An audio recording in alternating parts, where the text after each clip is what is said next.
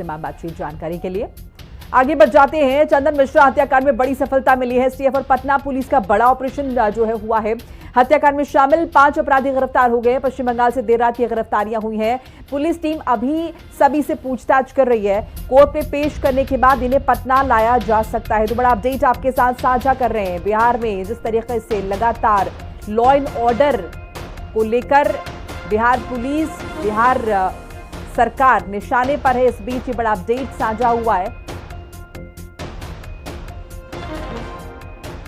बड़ी कामयाबी मिली है पुलिस को। चंदन मिश्रा हत्याकांड में बड़ी सफलता। एसटीएफ और पटना पुलिस का बड़ा ऑपरेशन हुआ है और हत्याकांड में शामिल 5 अपराधी गिरफ्तार हो गए हैं। पश्चिम बंगाल से देर रात इन गिरफ्तारियों को अंजाम दिया गया है और सीसीटीवी फुटेज जाहिर है उसने बहुत महत्वपूर्ण रोल इसमें अदा किया है और उसके बाद दबिश की गई। पश्चिम बंगाल में जगह जगह छापेमारी जो है वो हुई है। और ज्यादा इंफॉर्मेशन के लिए संजीव जुड़ चुके मेरे साथ, मेरे सहयोगी। संजीव, 5 लोगों की गिरफ्तारी हुई है, लेकिन इस तरह की भी इंफॉर्मेशन थी कि अभी भी पश्चिम बंगाल में दबिश जो है वो दी जाएगी। ये समझे कि आने वाले दिनों में कुछ और गिरफ्तारियां भी इस केस से जुड़ी हो सकती हैं। देखिए, जाहिर तौर पर चंदन मिश्रा हत्याकांड पूरी तरह से आप समझ सकते हैं कि पुलिस इसका परत दर परत खुलासे कर देगी, क्योंकि जिस तरह से जो शूटर है, जो शेरू गैंग है और उसके साथ जो 5 आप देख रही हैं कि जिस तरह से भारत शूटर में घुसकर खुलेआम पिस्टल निकालकर और सारे जो है काफी कह सकते हैं कि शूटर है, ये लगातार ये हत्या का सुपारी लेते हैं और हत्या करते हैं। और ऐसे में जो मुख्य मास्टरमाइंड है वो अभी हालांकि पुलिस तो का कहना है कि गिरफ्तार हुए, लेकिन जो मुख्य मास्टरमाइंड है वो अभी हाथ नहीं लगा है। लेकिन 5 जो गिरफ्तारी हुई है उनके साथ जो लोग थे उनकी गिरफ्तारी बंगाल से हुई है। पश्चिम बंगाल में इनका अड्डा हुआ करता था और एसटीएफ की टीम और पटना पुलिस जिस तरह से इंट्रोगेशन कर रही थी उनके परिवार के लोगों का, उनका जो चिन्हित स्थल था वहां कर रही थी। जो का दूसरा फुटेज मिला जहां ये पूरी तरह से इस घटना को अंजाम देने के लिए सुनियोजित तरीके से बातचीत कर रहे थे।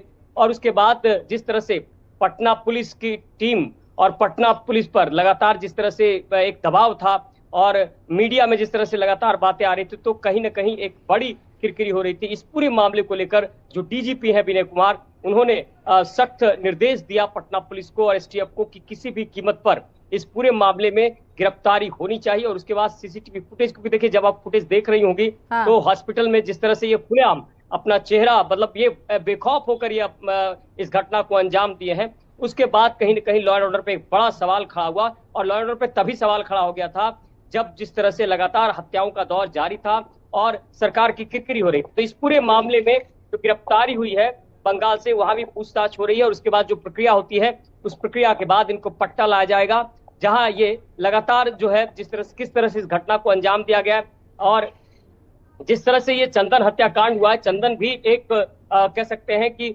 कुख्यात अपराधी थे, उनका भी अपराध का एक बड़ा इतिहास रहा है और ये पूरा एक गैंग था। ये पहले भी इसके साथ शामिल होकर जो जानकारी है कि ये अपराध और हत्या की घटना और तमाम लूटपाट की घटना को अंजाम देता था।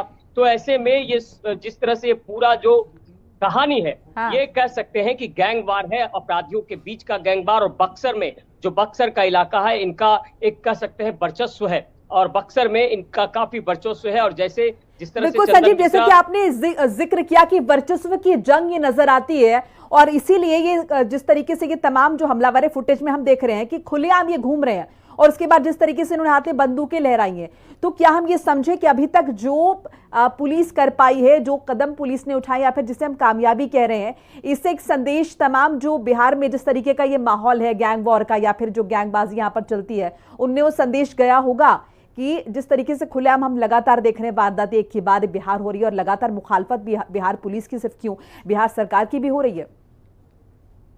बिल्कुल आपने सही सवाल किया है। देखिए, सवाल ये होता है कि बिहार पुलिस और बिहार पुलिस में जिस तरह से पटना पुलिस की अगर हम बात करें तो एडीजी मुख्यालय और एडीजी मुख्यालय जो है वो काफी कह सकते हैं सुलझे हुए आईपीएस रहे हैं। एसएसपी जब थे पटना में तो कई कह सकते हैं कि गैंगस्टरों को उन्होंने साइड किया था और एक तरह से अपराध का खात्मा किया था। तो कुंदन कृष्णन जो है, अब इस पूरे मामले में एक लिस्ट तैयार हो रही है। मैं बता दूं आपको, जो हमारे पास खबर है, जितने भी गैंगस्टर हैं, शूटर हैं, इनकी अब लिस्ट तैयार हो रही है। और सबसे बड़ी बात है कि इनको देखा जा रहा है ना, ये पूरा जो मामला है कहीं न कहीं जमीन विवाद या जमीन माफियाओं या इस तरह से कह सकते हैं बालू माफिया या फिर एक वर्चस्व की लड़ाई और आर्थिक रूप से मजबूत करने की लड़ाई, अपने आप को एक कह सकते हैं कि खड़ा रखने की लड़ाई। तो इन सारे बिंदुओं पर पुलिस जो है अब तहकीकात कर रही है कि आखिर जिस तरह से घटनाओं का दौर जारी है, क्या ये नए लड़के इसमें आ रहे हैं, क्या शूटर किस तरह से प्लानिंग कर रहे हैं, क्या जेल से इसका क्या नेटवर्क है।